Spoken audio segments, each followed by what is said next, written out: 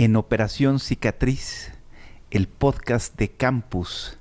Hoy nos acompaña Enoé Uranga, activista, legisladora destacadísima, que tuvo una notable labor, primero con la iniciativa de derechos humanos, ¿no? Muy enfocado al tema de la defensa de las mujeres y de género, y también de la comunidad LGBTTI.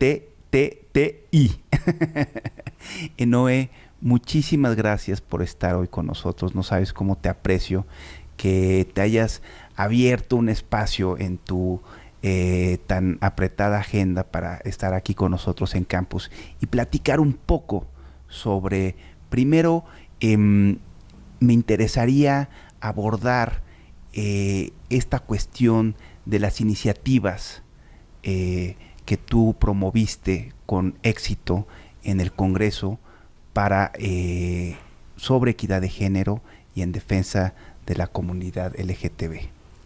Un gustotote de verdad estar aquí, Alejandro. Hoy cumpleaños la iniciativa. Hoy cumpleaños la reforma constitucional. La reforma constitucional. La gran reforma constitucional en derechos humanos, que sin duda alguna es el avance legislativo más importante que hemos tenido. No lo digo yo, lo dice la ONU en 30 años, y sigue siendo, a pesar de que no se han hecho las leyes secundarias que ya tendrían que estarla acompañando. Un gran paso que además ha mostrado ya su nobleza, ha mostrado importantísimos avances, repercusiones a nivel nacional. Entonces, pues muy orgullosa, contenta de poder. Te felicito de verdad. Pocas leyes hacen cumpleaños y ver que hoy hay esta pues inercia en redes de hablar de que está cumpliendo años la reforma constitucional, indica que fue un paso. ¿En qué consiste? ¿En qué consistió? Bueno, es una reforma de muy largo aliento, te diría, de gran calado, exagerar, que es un momento fundacional de la República Mexicana, del Estado de Derecho, en términos de las reglas del juego con las que como sociedad y Estado nos relacionamos, un momento en el que los derechos de las personas, los derechos humanos pasan a ser el eje articulador de la política pública, de las leyes, y las garantías, las herramientas pasan a esta dimensión en la que la obligación es acceder, garantizar el que la ciudadanía tenga los mecanismos para poder acceder a los derechos. Entonces, es el todo, es el reconocer los tratados internacionales a rango constitucional, el que se entienda que este juego que teníamos de ser candil de la calle y oscuridad de la casa se acabó, que todos los compromisos que tuvieran que ver con derechos humanos que hubiéramos firmado en cualquier ámbito de la vida internacional pasaban a ser ley en el país, ley, obligación, lo cual además implica el que México, y esto en este momento es fundamental, puede ser llevado a cortes internacionales por violaciones internas a la Constitución y a las convenciones que hoy por hoy es una de nuestras herramientas fundamentales para tener al Ejecutivo más o menos disciplinado en cierta estructura institucional.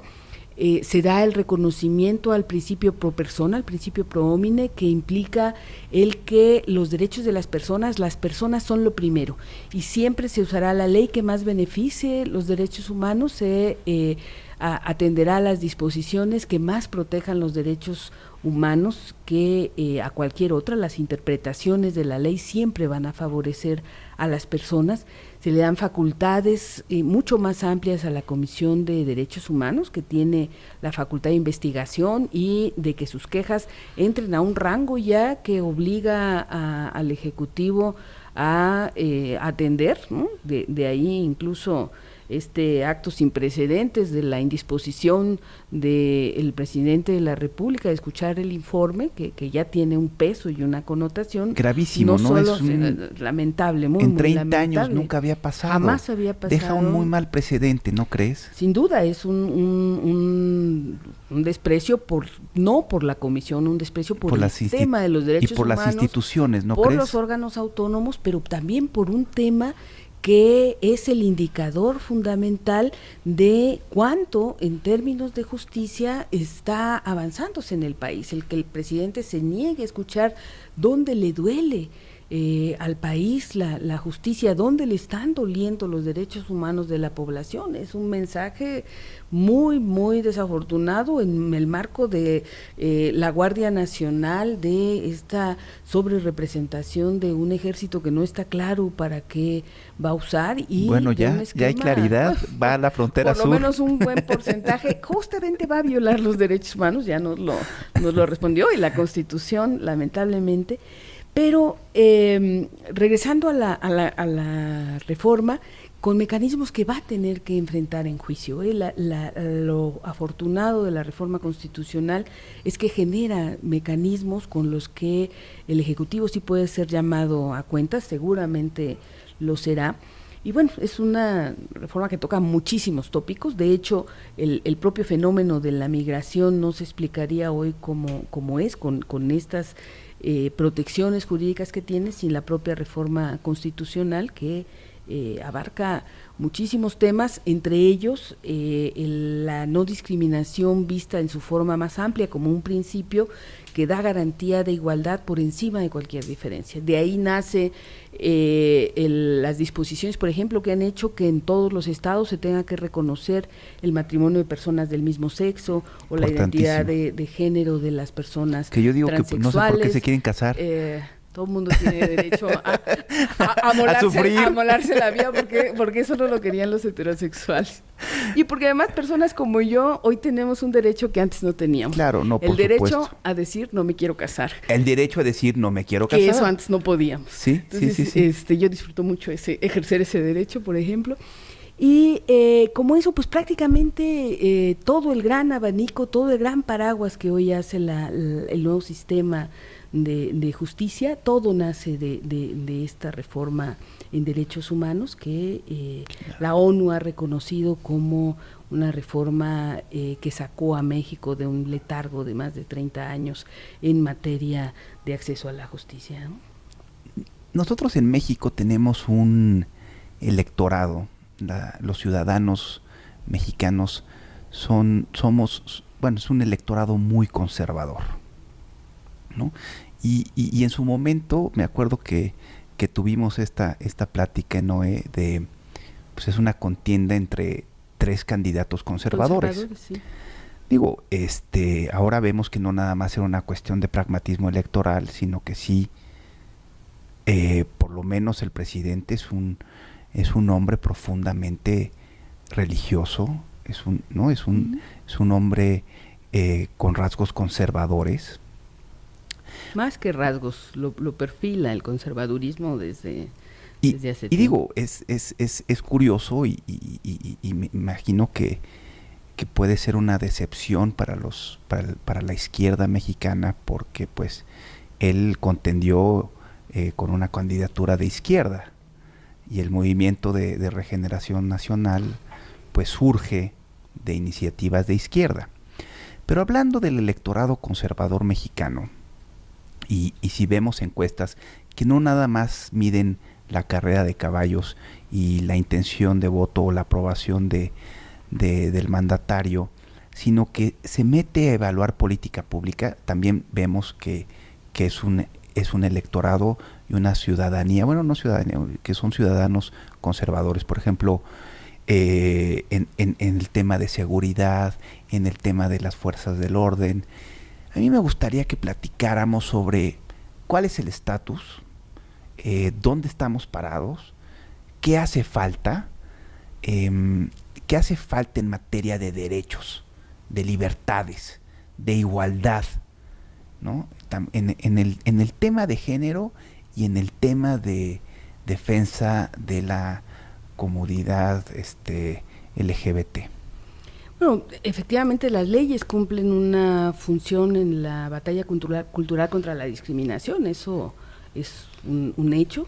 También lo cumplen en el sentido inverso, si hay leyes como en el caso del tema del aborto, en el que lo penalizan, son acompañantes de este fantasma y de estos estigmas culturales, claro, que crean en el imaginario refuerzan la idea de lo malo y lo bueno. De ahí que jueguen para los dos lados, ¿no? Las propuestas que han permitido el que vayamos avanzando en el fortalecimiento de los derechos humanos han ido sí en el esquema legislativo, pero también siempre muy acompañadas de un diálogo social abierto, de la construcción de un coloquio ciudadano, de un intercambio en el que los medios han jugado un papel fundamental. Pero también vemos que tenemos medios ultraconservadores. Lo son, sin duda. Y si te fijas, es que también, digo, los dueños de los medios, pues ya es gente que en muchos casos pasa de los 60 años, está en sus 70s, 80s, que también es otra generación y que también pues son muy conservadores y promueven una agenda conservadora. Sí, también hace falta un poco también, ahorita igual y podemos hablar de la falta de medios liberales en el país, pero sí. Mira, hay un riesgo que viene de la mano de esta sobrepoder del conservadurismo en el país, cuando además se acompaña de, como está sucediendo en este momento, de quien tiene el poder político en el país, también es un conservador, y un conservador particularmente que está muy dispuesto a imponer sus creencias.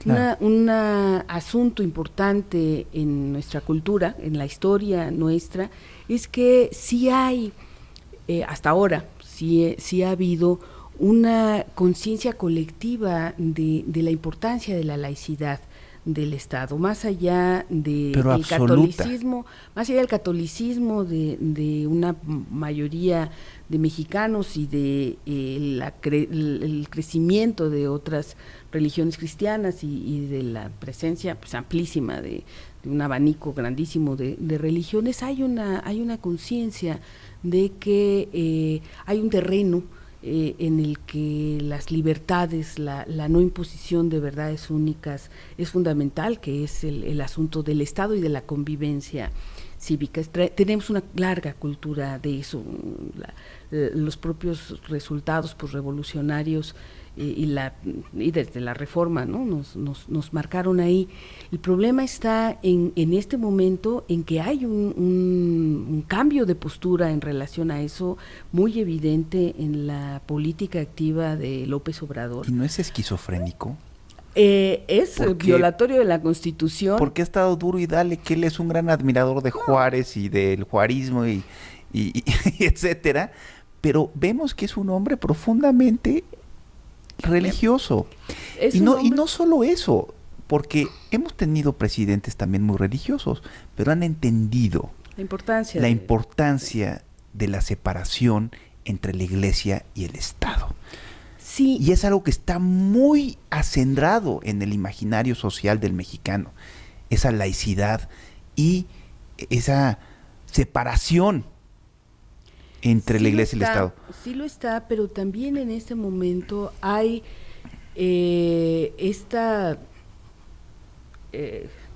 fenómeno masivo de seguimiento religioso en torno al presidente de la República. Sí tiene un amplio electorado que lo sigue. Esto es una cuestión pragmática. Es algo que él fue construyendo desde hace tiempo intencionalmente. Es un hombre que hizo el diseño de su propia campaña, la construcción de su propia personalidad desde esta figura efectivamente del profeta que le habla al pueblo desde este discurso religioso. Este mesianismo. Su construcción del discurso es religiosa, y desde ahí, desde esta incluso visión binaria de lo bueno y lo malo, es que fue cifrando su poder en el marcar las distancias, en el estás de mi lado o estás contra mí.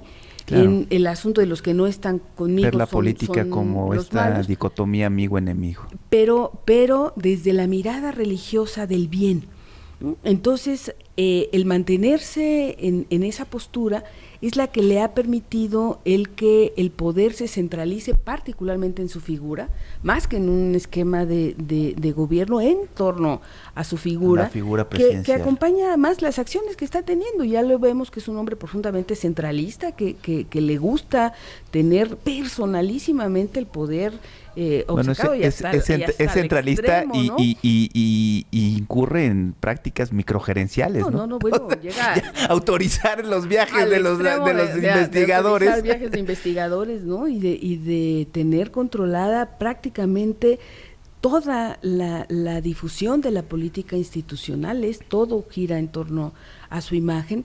Y junto con ello, en un discurso religioso permanentemente, en el que el juego en la mesa es las cosas deben hacerse no porque las mandate la Constitución, sino porque las dice la Biblia. Esto es un asunto con el que ha ya jugado en varios momentos, ¿no? Tienes que acudir al trabajo, ser buen trabajador o estar en contra de la delincuencia, no porque tu Constitución te lo mandate, no porque la convivencia social así lo indique, sino porque en esas fronteras se mueve el asunto del pecado. Un presidente que pondera paso a paso el pecado sobre el delito.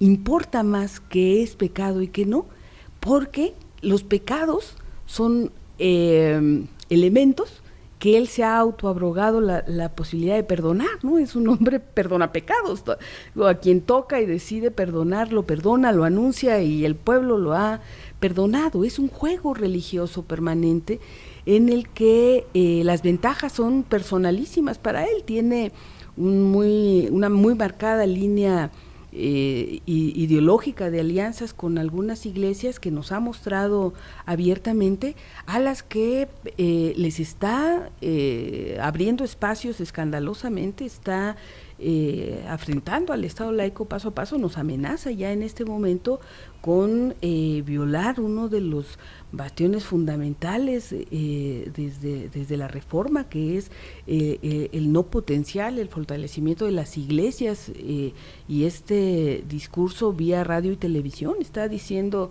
que lo hará. Afortunadamente las leyes son muy claras en ese sentido, hay prohibiciones específicas, pero ya amenaza con ir tras eso. Pero esto creo que ya es más que una amenaza.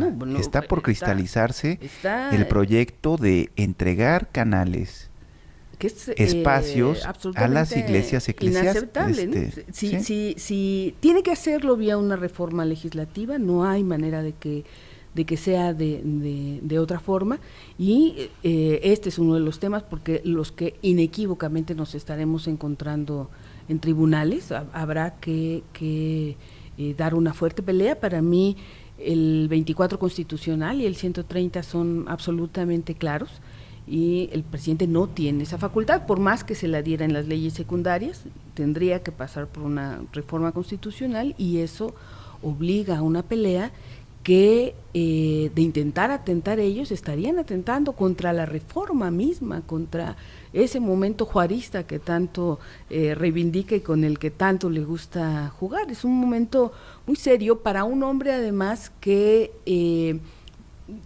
todos los días hace declaraciones antijuaristas, antilaicas, este juego de su discurso de la moral, que además claro, al paso del tiempo vamos ubicando que la moral para él es una pelota inflable, ¿no? Que se desinfla o se infla a su gusto, porque también muta de morales, ¿no? Sí, para los panistas era un árbol que daba moras. Andrés Manuel se acomoda según el día. Y bueno, este intento absurdo, que eso lo hablábamos contigo hace un tiempo, de quererle llamar constitución moral a algo que era imposible, te decíamos, va a tener que cambiarle el nombre, desde luego ya lo hizo, pero en este juego Pero eso fue llamada de petate, afortunadamente. Darle al traste, pero este discurso de la moralidad, que está tras este juego de la cartilla y de decretar desde ahí verdades únicas, lo que trae es... Ahí, a mí me parece este atentado claro a los valores internacionales y nacionales consagrados en la Constitución y en los tratados, ¿no? En el momento en el que un presidente de la República te habla de una moral, está traicionando absolutamente el concepto de la laicidad. Que además, yo no sé si es por ignorancia o con toda cálculo y intención, pero el presidente no habla de laicidad, habla de laicismo, que es muy distinto en términos conceptuales y que se aleja del mandato constitucional. La laicidad claramente marca no solo la división de las religiones y las creencias con respecto a la política del Estado, sino a la separación de las instituciones, de la animal estructura política, hombres que están a cargo de la Iglesia, con el Estado, ¿no? La separación y la distancia que no ha sabido tener. Lo acabamos de ver en este imposible festejo que logra que sea festejo del sometimiento que Estados Unidos hizo en relación a la política migratoria mexicana, en la que le da la palabra a dos representantes de dos iglesias, una evangélica y la otra católica, en un acto oficial, ¿no? Trastocando así uno de los valores fundamentales. Es demencial, ¿no? Más allá o sea, si yo te lo hubiera platicado, no me hubieras creído. Absolutamente, ¿no? Son cosas después de la inimaginables sumisión absoluta. Y lo que decías en relación a la izquierda, viendo una izquierda ridícula que quiere justificar esas presencias de curas en una tribuna en función de los nombres de esos personajes y no de la investidura que tienen, como si se pudieran quitar la camiseta de ser sacerdotes y como si no fuera muy claro este juego de símbolos que hace permanentemente Andrés Manuel, ¿no? Así como tiene los retratos que yo creo que de verdad deben de estar cansadísimos de Hidalgo, Juárez y Morelos viéndolo ahí. Pero ya viste la foto de Juárez con el sacerdote Solalinde, con el cura. No, son unas demencial, absolutas, ¿no? Y eso, entonces, que a eso era lo que iba, jugando con esos símbolos y con los símbolos que representan figuras como la de este sacerdote o de las presencias evangélicas, ¿no? No tengo duda de que el tercer orador en ese evento, si no estuviera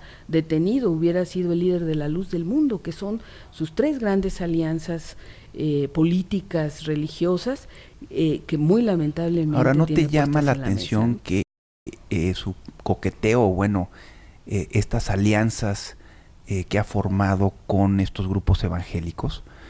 Porque, digo, no sé si sea coincidencia, pero también en las pasadas elecciones estadounidenses, donde gana Trump porque gana el colegio electoral, este voto de evangélico es fundamental para llevarlo a la presidencia. Voto, el dinero evangélico, la misma línea de evangélicos que apoya a Trump, peso por peso, es la misma línea que hace esta conformación del partido PES, que ya viene ahora remasterizado y sobre representado, y de estas alianzas evangélicas. Hay un claro vínculo que además se corresponde con una política internacional de esta religión. Son los mismos que en Brasil están aliados con el presidente, que han venido impulsando leyes retardatarias en Perú, son los mismos promotores que claramente están aliados con la Iglesia Católica Romana en este invento de la ideología de género. Hay un diseño político muy bien planeado de atentar contra libertades, de atentar contra una inercia mundial de avanzada en materia de derechos humanos, de apertura, que tiene en estos brazos operativos de estos poderes una clarísima articulación en Latinoamérica. Es absolutamente intencional y calculada. Claro. Tú, como activista de izquierda, como luchadora de izquierda de décadas, ¿no? Yo sé que eso lo viviste desde el seno familiar y ¿qué opinión te merece o cómo estás viviendo este retroceso en materia de derechos y defensa de las mujeres? Es decir, porque se puede analizar desde dos ópticas. Uno, yo creo que afecta a la población más vulnerable, pero es una afrenta hacia las mujeres y hacia las mujeres que trabajan hacia las mujeres que quieren incorporarse al mercado laboral. Por ejemplo, la medida de abolir las estancias infantiles. Vaya, ha habido muchas iniciativas del gobierno de la 4T que afectan directamente a las mujeres. Pero que además mandan mensajes ¿Cómo directos, estás viviendo? Porque no solo se cierra la guardería, sino se cierra la guardería y acto seguido dice que las cuiden las abuelas, ¿no? Otra vez en el asunto de depositarle a las mujeres esta asignación de roles que han sido pues los perpetuadores efectivamente de un esquema, de un sistema que ha sometido a las mujeres. Por supuesto que es la derecha gobernando, yo no tengo duda de ello, no la tenía desde la campaña, es decir, no hablábamos de que era una contienda de conservadores, pero ¿tú te imaginabas la izquierda esto? de la que yo vengo, ¿Tú te imaginabas muy clara esto? El conservadurismo de Andrés Manuel. Aparte se cierran las posibilidades.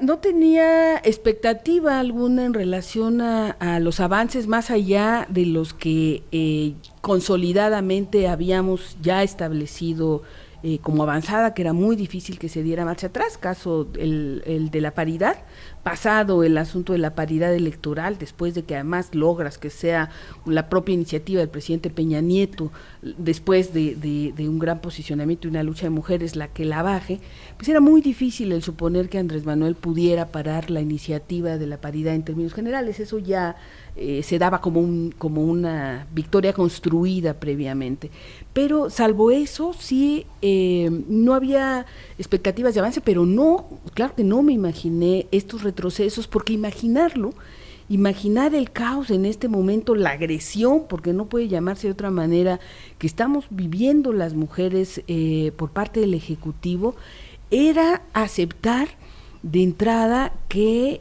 se iban a traicionar no solo toda esta historia de construcción de política avanzada, de camino hacia la igualdad, sino a traicionar leyes nacionales, indicadores y mandatos internacionales. O sea, estamos en un momento en el que cada paso que da o que no da el presidente en materia de género implica una violación a una ley o a un convenio internacional. Es un momento muy crítico. O sea, ¿quién se va a imaginar que este va a ser el sexenio en el que se deposita menos presupuesto del siglo para atender la violencia contra las mujeres? O sea, sí. Por encima de los presupuestos y cerrar los albergues Calderón, para por mujeres encima de las políticas de Peña Nieto, suponer que no le iba a poner Calderón fue el que puso en marcha el programa de las estancias infantiles. Bueno, sí, sí es y una también visión, el de los albergues, si no mal recuerdo. Y como ves, quien tiene recursos y puede ir a juicio gana, quien objetó y se amparó ganó, porque las medidas son ilegales, porque además están acompañadas de un discurso tramposo. El presidente, también eso quién se lo iba a imaginar, es un hombre que gobierna sin diagnósticos, no le importan ni las estadísticas ni las cifras, entonces simplemente decreta que las cosas están mal porque él decide que están mal y a rajatabla trata... Es un desdén absoluto por la técnica y por la ciencia y por todo. Ve lo que le está haciendo al INEGI y a CONAPO, el recorte presupuestal a dos estructuras que son las encargadas de decirnos la verdad, la nítida verdad, ¿no? Los datos duros, y los recortes que están viviendo. Es una barbaridad porque no le importa la verdad, porque no le importa la realidad, gobierna en función de caprichos, y esto sin duda alguna es muy peligroso, ¿no? Cuando le preguntan al presidente sobre la estrategia para el combate al feminicidio, que lleva cifras lamentablemente récord en términos de la incidencia en el país con respecto a los gobiernos anteriores. Estamos en los trimestres, en comparación con las mismas fechas de otros sexenios, en los que más se está asesinando a mujeres por violencia de género. El presidente, en vez de responder a esto, se manifiesta en contra de los divorcios, responsabiliza al neoliberalismo de ellos y promete acabar con los divorcios, y queda claro que no hay una política en relación a los feminicidios, pero que además el presidente no cree que tenga que responderla, ni que atender a una dolencia de ese extremo. Entonces, bueno, cuando cierra refugios contra la violencia hacia las mujeres, te queda claro que lo uno y lo otro van de la mano. Al presidente la vida de las mujeres no le importa, como no le está importando la vida de otros seres, y creo además que hay que empezar a señalarlo con ese énfasis que establece el primero constitucional, porque lo dice. La omisión en relación a algunas políticas lo hace responsable de las consecuencias. En este momento, el asunto, por ejemplo, del VIH, ¿no? Y que el presidente decida que porque él elige... ¿Cuál es el estatus real del tema de los medicamentos y muy en específico tenemos la certeza de que hay desabasto, no hay la menor duda hay de que certeza no se hizo, de que no hay desabasto, de que no se hizo la compra a por tiempo, una omisión de que no se compraron los medicamentos. Y no es una omisión de descuido sin intención. El presidente decide pelearse con farmacéuticas que tienen la patente de medicamentos, ¿no? Y bueno, no entiende que cuando alguien, o parece no entender que cuando una empresa tiene la patente es dueño del medicamento, y ante la negativa de comprarlos, busca alternativas en los genéricos y se da cuenta tarde, o el sistema de salud hace que Hacienda comprenda de manera muy tarde el que un genérico puede no tener la misma composición en términos de las fórmulas, y que ello para el asunto de los retrovirales es fundamental. La Secretaría de Salud le tuvo que haber dicho a Hacienda que... Sabemos que se los dijo. Que hay que comprar. El tema aquí debe quedar muy claro para tu auditorio, el que cuando tú modificas la fórmula, el virus puede hacer resistencia a ella. Ay. Y entonces el que te dejes de tomar las pastillas o el que te tomes una de una fórmula distinta puede hacer que tu organismo genere el virus. Es decir, el presidente con este capricho ha puesto en riesgo la salud de personas que hoy están sanas, que tienen el virus pero que están sanas. Y que pueden enfrentarse a la enfermedad o a la muerte, enfermedad o muerte, que no será responsabilidad de el que no se tomaron la pastilla o que sí se la tomaron, será responsabilidad de que el presidente decidió activamente no comprar los medicamentos, porque decidió que esta gente podía esperar, que las vidas de estas gentes valían menos, como han valido menos las vidas de, creo que todos vimos esta nota escalofriante de los 14 niños que en Tijuana, un hospital en específico afirma, pudieron haberse salvado y se murieron por falta de medicamentos. Todos eran niños salvables.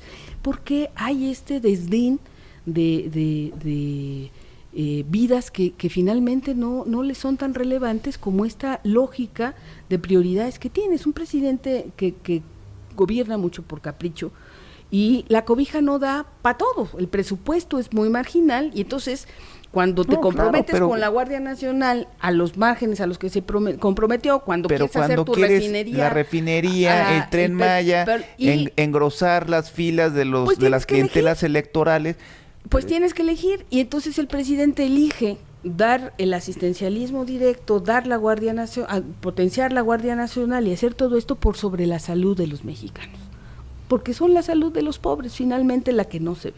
Eso es lo que está pasando. Pero no el moto de la cuarta transformación es primero los pobres, por el bien de México primero los pobres. Pues han sido los primeros en el desabasto, en eso es en lo que han sido primero. Supongo que en este pragmatismo electoral es un stock de gente de la que se puede deshacer, como el asunto de los migrantes, que finalmente son pobres entre los pobres, desprotegidos entre los desprotegidos, pero sin voto electoral, sin consecuencias en las urnas en relación a cómo los envistas. Son gente que finalmente está en lo último de la fila de las realidades, y por ello finalmente humanos de desecho, que eso es en hechos concretos, medibles, probables, demostrables, lo que está pasando. Más allá de los discursos bonitos, más allá de las misas matutinas, más allá de que le guste al mismo hablar de él como un hombre bueno y honesto, las cifras, los datos concretos muestran lo que está haciendo en términos, por lo menos, de la política de salud, ¿no? Y en otras medidas, como el asunto pues prácticamente integral de las mujeres. Casi cualquier tema que toques en relación a el 50% de la población, porque cada vez que habla de las mujeres pareciera que hablara en las épocas de calles y nos viera como un sector, ¿no? Parece que todavía hay este imaginario que fuéramos un grupito y no el 50% de la población. Hay un trato de desdén porque hay este discurso entre líneas en estas acciones de el lugar de las mujeres es la casa, de el lugar de las mujeres no es este que me están imponiendo y bueno, con el que tengo que lidiar y con el que lidia porque ya está ahí la inercia, ya está ahí la realidad, está ya está probado ahí la ley, que las estancias ayudan a las mujeres a incorporarse al mercado laboral. En general, la propia ley establece la obligación de dar guarderías, de dar este servicio, puede ser por distintos mecanismos y por ello hay una clara violación, puede ser las estancias infantiles, pueden ser otros esquemas, pero se tiene la obligación de dar el servicio. Entonces, si la reflexión fuera el esquema de las instancias infantiles no sirve y muestras, porque tienes un diagnóstico que no sirve, tu obligación como Estado, tu obligación como Ejecutivo, es decir, no sirve, esta es la alternativa que vamos a implementar para que yo cumpla con mi obligación legal de dar el servicio a las mujeres y a las infancias, que es un derecho humano, que no está en cuestión, tengo la obligación de dar el servicio de cuidado a los niños porque es un derecho de las mamás y es un derecho de los niños. Y entonces aquí está este esquema y paulatinamente voy a hacer este proceso. No, el Ejecutivo, Andrés Manuel, no hace eso porque no está haciendo política pública. Decreta que lo uno se acabó, lo tira a la basura y como se resuelva en el camino se verá. Y así como hace esto, ha hecho todo. Se cierran las becas para las Olimpiadas Científicas y las tira a la basura y después se verá qué se hace. Se acaban los apoyos para la cultura y después en el camino se verá qué se hace. Y con todo eso. Lo que me sorprende es que es un gobierno ultra neoliberal. Digo, sí, no, bueno, después de la negociación con Trump, si a eso se le puede llamar negociación con Trump. Bueno, Jesús a neoliberal por las diosas, ¿no? Jesús a neoliberal diciendo que bueno, que el Estado, digo, básicamente lo voy a refrasear, ¿no? Que el Estado no puede ser mecenas de ningún artista, ¿no? Que tendrían que ir a buscar recursos y financiamiento en la iniciativa privada. Dicho por una mujer que goza los privilegios de ser financiada por el Estado. Por supuesto. No, yo te quiero preguntar, con el gobierno de la Cuarta Transformación se le cierra la puerta a la oportunidad de legalizar el aborto. No, hay que, vamos a dar la pelea. Yo sé que van a dar la lucha. Vamos a tener avances, no tengo duda. Yo estoy muy optimista de que incluso pronto esté habiendo transformaciones localmente.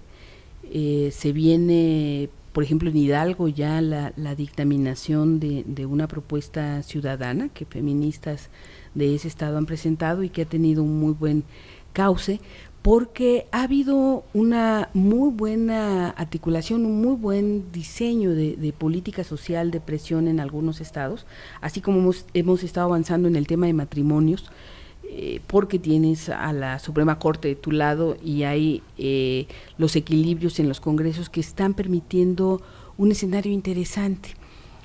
Es Morena quien en muchos lados tiene los votos que hacen la diferencia para procesar un tema o no. Y todavía un legislativo de Morena que llegó por este discursito de izquierda que señalabas. Entonces, como en el caso de Hidalgo y otros estados, hay de otros partidos, de otras fracciones parlamentarias, los apoyos que se requieren y son los votos de Morena los que definen si habrá triunfo o no. Y Morena entonces está en la mesa en este momento, en la encrucijada, en el jaque son ellos los que de verdad van abiertamente a mostrar que son conservadores o dan el paso hacia adelante. Y creemos que vamos a conseguir que sea un paso hacia adelante porque los costos para ellos serían grandes. Esa es la apuesta, hacia allá se está trabajando y hay un esfuerzo local, de los activismos regionales que está avanzando ese terreno. Otro tema, como ya vimos, otro asunto es el ámbito federal, ¿no? Donde el presidente da un manotazo y dice el tema se suspende hasta nuevo aviso, y todo el mundo se queda quieto y suspende el tema hasta nuevo aviso. Había esta promesa de Olga Sánchez Cordero, no de avanzar en lo que es la demanda feminista, que es la legalización del aborto, la garantía de que las mujeres tendrán el servicio gratuito para poder resolver una eventualidad de estas, pero sí para la despenalización del aborto, para que al menos no sea perseguido como un delito, para que las mujeres no sean llevadas a la cárcel por este delito. Lo había prometido así, metió la iniciativa, incluso todavía en su tiempo de senadora. Hay ahí en el Congreso de la Unión feministas de distintos partidos muy reconocidas, y ha sido el manotazo del presidente lo que de pronto llevó al letargo el tema, lo que no lo tiene en las mesas de discusión de las comisiones parlamentarias. Ahí sí, en esta falta de división de poderes es muy evidente el que los tiempos del presidente son los tiempos del legislativo y no está avanzando el tema, pero la lógica en los estados está siendo otra, porque hay otras voces, porque se está empujando desde otros mecanismos, y creo que por ahí ya vamos a poder ir desatorando el asunto, ¿no? Andrés Manuel además tiene el problema de un discurso demagogo que lo va a meter en encrucijadas. No puede empezar a dar indultos a quienes fueron detenidos, en el caso del magisterio, por linchamientos o por robos o por todos los delitos de los que han sido acusados estas gentes a las que les ha prometido indultos, que él reivindica como luchadores sociales, como maestros, y no darle el indulto a las mujeres que están detenidas por abortar, ¿no? Sería muy difícil el que él explique cómo mide o con qué vara puede de verdad estar midiendo el que una mujer que pasó por un evento tan terrible como el de un aborto y ha vivido el juicio y la satanización social no va a ser merecedora de un indulto cuando empieza a regalarlos a diestra y siniestra, ¿no? Bueno, cuando declara perdones al narcotráfico, cuando declara perdones a los delincuentes, cuando empieza a hablar de cosas tan escandalosas en un país tan dolido por justicia como el nuestro, como la ley de punto final, ¿no? En fin, cuando te metes a esos terrenos, la gente que ha cometido delitos por hambre, la gente que ha llegado, que está en la cárcel injustamente, se vuelve un problema para el presidente. Entonces también desde ahí habrá posibilidad de debatir y cuestionar. Noé, y yo te quisiera preguntar, hoy es 10 de junio, en 1971 un grupo de estudiantes fue reprimido por el Estado. Varios estudiantes y varios jóvenes fueron asesinados. El halconazo, sí. El halconazo, el famoso halconazo. Primero, bueno, yo pienso que este movimiento que se gesta en 68 pues fue un movimiento libertario, un movimiento por la libertad, por buscar espacios, por luchar por lo que precisamente tú has luchado toda tu vida, ¿no? La defensa de los derechos individuales, de los derechos civiles, de los derechos de las mujeres, de los derechos de la comunidad LGBT. ¿Cómo ha mutado la izquierda desde los 70s ahora? Pues digo, la 4T es un gobierno que emana de las filas de la izquierda mexicana. ¿Cómo ha mutado? Porque pues tenemos un presidente, como ya platicamos, pues profundamente conservador y que atenta contra los principios de la izquierda. Y a ti, ¿cómo te marca y cómo te empiezas a involucrar en el activismo, en la lucha desde la izquierda y por estos valores y y por la defensa de los derechos, ¿no? de mujeres, de estos grupos vulnerables. ¿A ti hubo una influencia directa? ¿Cómo es que empiezas tú en tu carrera como activista y tu carrera en la política y en la vida pública del país? Bueno, primero es decir que cuando se trata de la izquierda hay que hablar en plural, ¿no? Las izquierdas. Y entonces, sí, hay un surgimiento desde entonces, como está pasándole además en el mundo en los 60s, de una lucha por apertura de espacios, en el caso de México muy marcadamente por el fortalecimiento de la democracia. Era el horroroso esquema de partido único, totalitario, sí, al que nos dirigimos en este momento de manera rápida. Pero palidece frente a lo que está pasando ahora.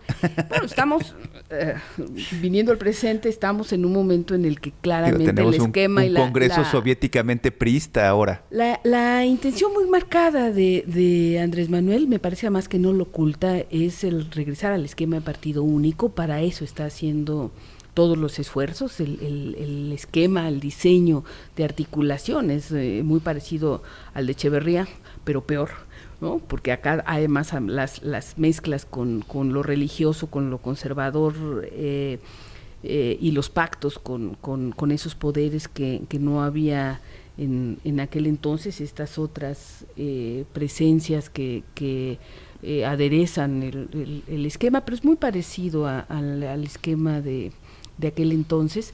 Y bueno, hay que alertarlo porque estamos también ante esa eventualidad que en aquel momento además llevó a este fuerte activismo estudiantil y que después se transformó en un movimiento social que llegó a la radicalidad.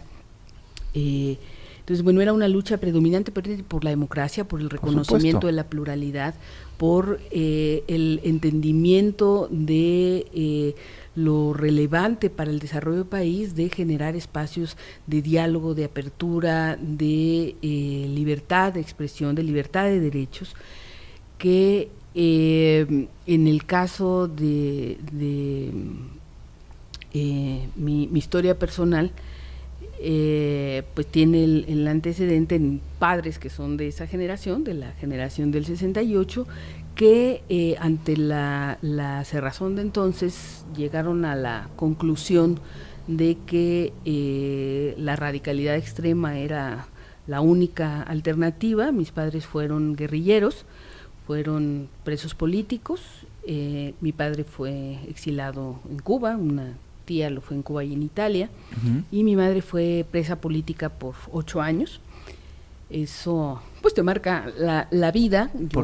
Yo era muy niña y la mayor de mi casa, entonces me tocó, siendo niña, incorporarme en la lucha por la libertad de ellos, primero porque hubiera juicios justos y después por lo que fue la lucha por la amnistía, que finalmente se logra, y eso hizo el que mi militancia empezara muy niña, junto con Rosario Ibarra de Piedra, porque fue sí, claro, al mismo tiempo, y las madres de otros presos políticos.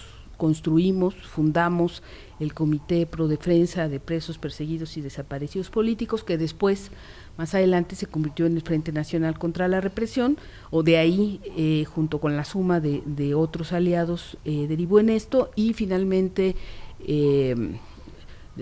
más que el año, entonces me sé mi edad, cuando yo tenía 15 años, se convirtió en Eureka, ¿no? que es la organización que hoy por hoy sigue en la lucha por la presentación de los desaparecidos y por el reconocimiento de los presos políticos. Entonces, bueno, inicio ahí, que es finalmente una lucha por los derechos humanos, aunque la motivación es absolutamente doméstica, pues con un aprendizaje sobre el tema que me permite además interactuar con organizaciones muy relevantes de derechos humanos en la época, ¿no? Soy también una activista sindical después, universitaria, y te formaste políticamente en el sindicalismo universitario. En el STUNAM, ahí tuve varios cargos, muy joven, Uh-huh. ¿no? Muy joven, tuve ahí varios cargos en ese sindicalismo y en la propia militancia en la universidad, desde distintos espacios. Fui congresista universitaria después de ese CEU que sí supo cuando ganó su huelga,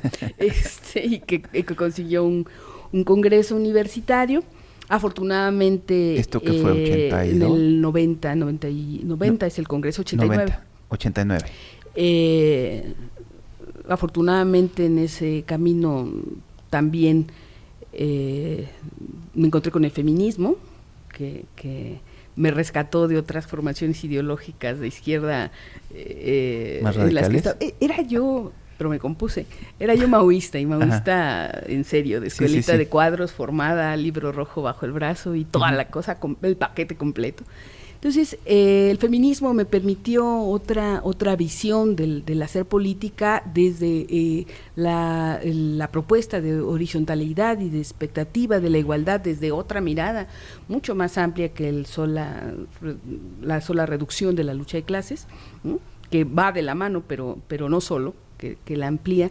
Y el todo, ¿no? me acercó a un compromiso con el entender que sí había, la propia historia de mis padres, sí había otras maneras de hacer incidencia política que desde un activismo que le apostara a la paz, desde un activismo que le apostara al diálogo podía intentarse, y de ahí salió el que me acercara a la política en la forma en la que lo hice, siempre desde una labor ciudadana. Esto ha sido importante para mí, aunque he sido diputada 2 veces, una en la Asamblea Legislativa, con la historia que afortunadamente tuvo un gran impacto, un gran éxito de la lucha por sociedad de convivencia, que es el momento en el que se da el primer paso para el reconocimiento de los derechos de las parejas del mismo sexo, claro. Y entramos a una discusión de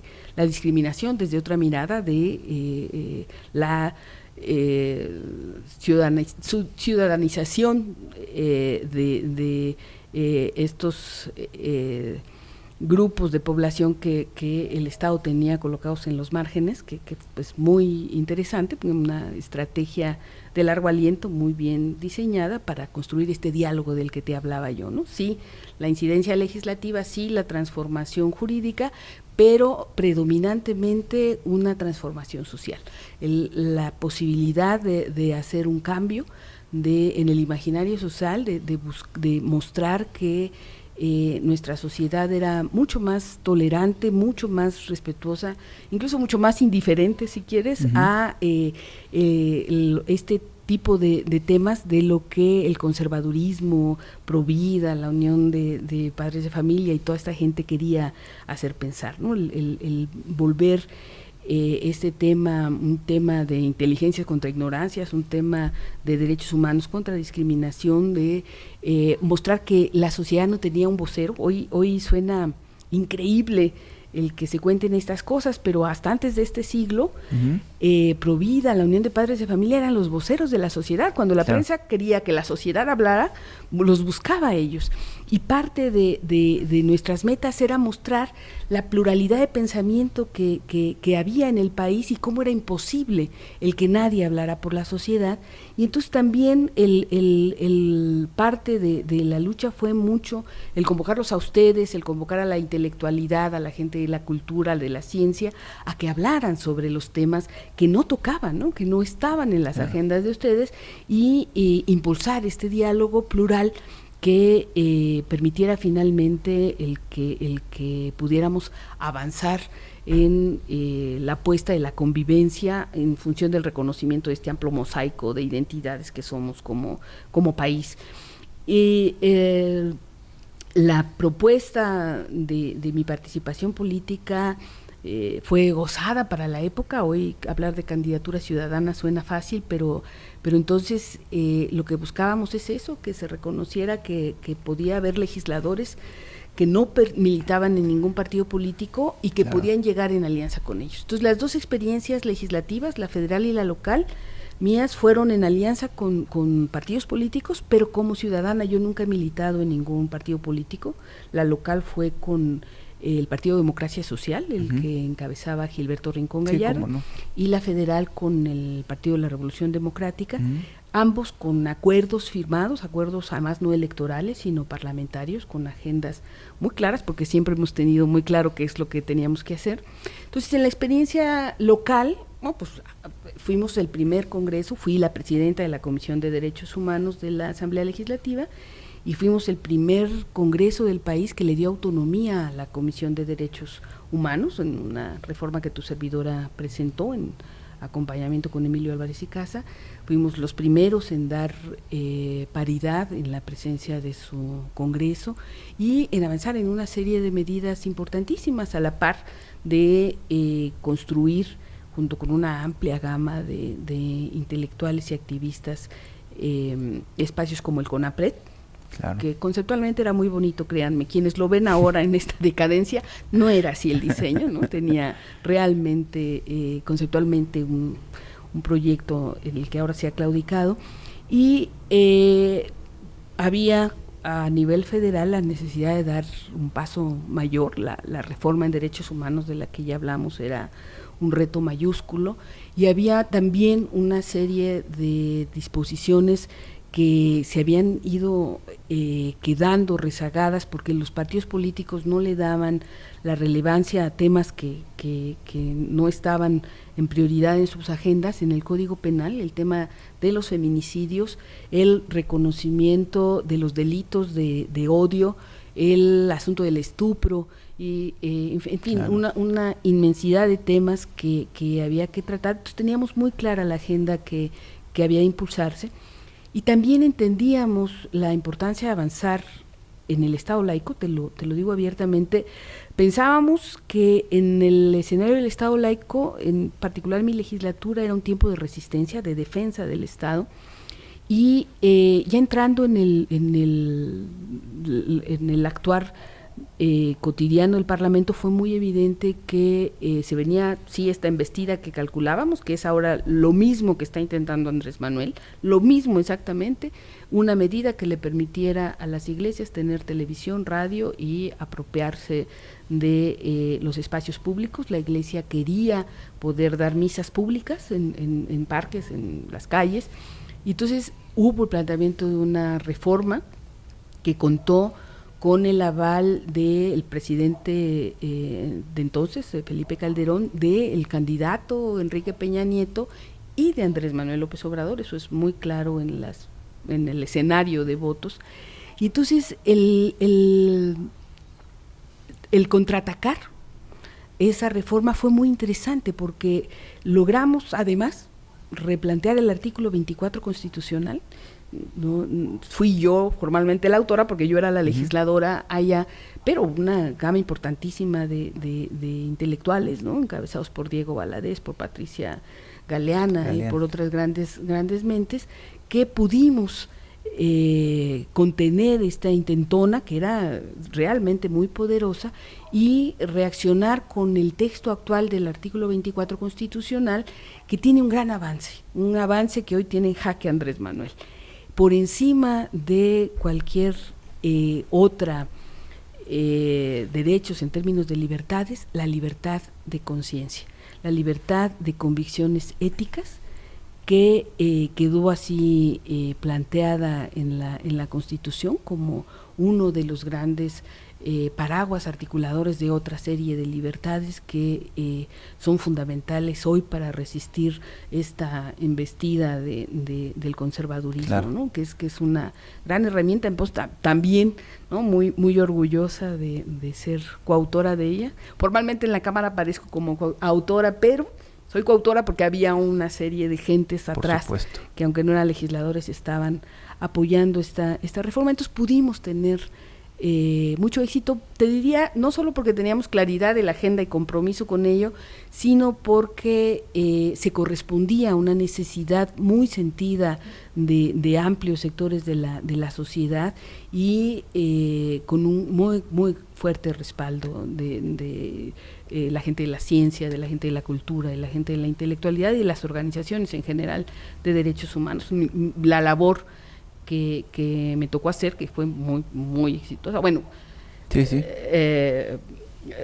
En el exceso de avanzar en un dictamen, 2 veces dictaminamos la ley de seguridad social para parejas del mismo sexo, 2 veces ganamos el dictamen, queda a rango de minuta incluso en mi legislatura para el Senado, y no se concreta en el Senado, pero la ganamos en la Suprema Corte de Justicia, todos y cada uno de los artículos que estaban planteados ahí, y hoy viene Morena, ¿no? y hace aparentar como que ellos hubieran legislado, ¿no?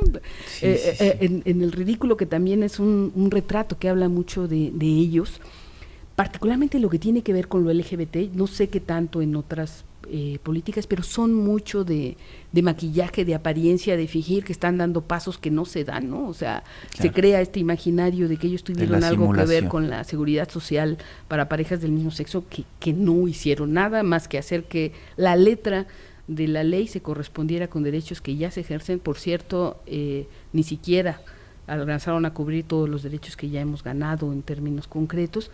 Y como eso, con muchas de las medidas que el presidente va tomando. Ya sé que me salgo del tema de lo que estamos hablando, pero me importa señalar que, por ejemplo, uno de los grandes triunfos de esa legislatura, el prohibir la discriminación por preferencia sexual, hoy tiene al presidente callado, atrapado, arrinconado en el tema de su intentona de llevar a consulta los derechos humanos de las personas LGBT. Él sabe que no puede, nos costó años que lo entendiera, porque cómo se resistía a entender que no podía, pero ya entendió que si él intentara eso, lo llevamos a cortes internacionales y no solo va a ser el papelón de la vida, sino va a perder. No hay manera legal de que el presidente intentara juguetear con el asunto de llevar nuestros derechos a consulta, y ese es un triunfo de esa legislatura. Es decir, si los derechos no se pueden llevar a consulta, y está absolutamente blindado de tal forma que podíamos sentar en un banquillo internacional a el Ejecutivo a ser desde luego además sancionado en contra por intentarlo. No puede hacerlo, y eso es gracias a esa reforma. Entonces, bueno, pues sí, vengo de ahí, pero también regresando al otro tema, hay muchas izquierdas en el país que no se compraron la historia de Andrés Manuel, que lo han tenido muy claro desde antes, desde las izquierdas más antistatales, más antigobierno, como el EZLN y los movimientos indígenas, hasta distintas corrientes tanto ideológicas como, o sea, todo lo que son las marxistas, leninistas, todas estas no han comulgado con él, pero también las izquierdas progresistas, socialdemócratas, el ala más moderna de las izquierdas no se compró este discurso, ¿no? Digamos que se sirvió de lo que ya traía como voto, como apoyos hechos dentro del PRD, de este desangramiento, de estas corrientes internas dentro del PRD, y de grupos que lo que vieron pues fueron un acomodo en el gobierno, una burocratización a la que han estado muy dispuestos, ¿no? Y bueno, sí, una masa que, perdón por la sinceridad, pero una masa indocta que entiende la izquierda más como una confrontación simple de clases, ¿no? Ricos contra pobres, y que desde ahí opera y se mueve sin ver y qué daño le va a hacer más allá al país de esta, eso, ¿no? Esta división que se está generando, porque además está muy acompañada de la promoción de la ignorancia. Tenemos un presidente que alimenta mucho la ignorancia, que crea imaginarios, que desinforma a la gente, y que, bueno, o sea, de pronto él ya reinventó que es ser conservador, y de pronto él ya reinventó que es ser liberal, y lo decreta. Y es un gran comunicador, Entonces, ha sido muy exitoso. Es un gran manejador de masas que entiende además muy claramente cómo operan en México los movimientos sociales, entiende sus propias corrupciones dentro de los movimientos sociales y cómo cooptarlos. Es en ese sentido, yo creo que pues solo Calles había sido un hombre que había sabido sectorizar y operar los movimientos sociales como lo está Calles haciendo y Cárdenas. Andrés. Bueno, Cárdenas es, digamos, que la consecución en función de un discurso nacionalista, pero esta cosa de sectorizar, de operar, en Andrés Manuel no tiene mayor referente que Calles, que por lo menos Calles era claramente un laico jacobino, Sí, por supuesto. al extremo absoluto, ¿no? Y con Andrés Manuel tenemos otra serie de composiciones que lo harán muy peligroso, porque sí, él es un hombre que trabaja mucho con las creencias, con la fe, con la ignorancia. Por eso la Iglesia le sirve tanto, por eso las misas y los discursos desde las bondades y desde estos señalamientos del bien y el mal le sirven tanto, ¿no? Es el discurso que le acomoda para la masa electoral que sabe puede pues mantener, está en gestación una sociedad mucho más maniquea de la que había. Noé, muchísimas gracias. No, te queda un gustazo. No sabes qué gusto nos da tenerte. Fue un privilegio poder platicar contigo esta conversación. No sabes cómo te lo aprecio. Espero que regreses y que estés aquí con mayor frecuencia. Hay muchísimos temas que abordar. La agenda es muy nutrida y qué mejor que tenerte aquí para platicar y abordar esos temas de tanta relevancia para la vida nacional.